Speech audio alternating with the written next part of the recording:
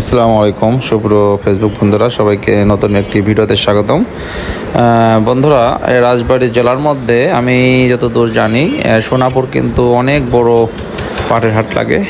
অত্র এলাকার যেসব কৃষক ভাইয়েরা আছেন সবাই এখানে পাট নিয়ে আসে।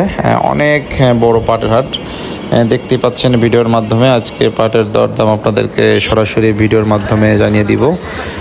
সম্পূর্ণ ভিডিও দেখবেন, ভিডিও না টেনে সম্পূর্ণ দেখবেন এবং পেজটাকে ফলো করে ফেভারিট করে রাখবেন। আজকে সোনাপুর পাটের বাজার থেকে আপনাদের সরাসরি দেখানোর চেষ্টা করছি। আজকের পাটের বাজারের দরদাম হচ্ছে 3500 থেকে 3900 টাকা। হঠাৎ দুই একটা 4000 টাকা আছে, তবে এটা কোনো বাজার না। তবে 3500 থেকে 3900 এর মধ্যে সীমাবদ্ধ।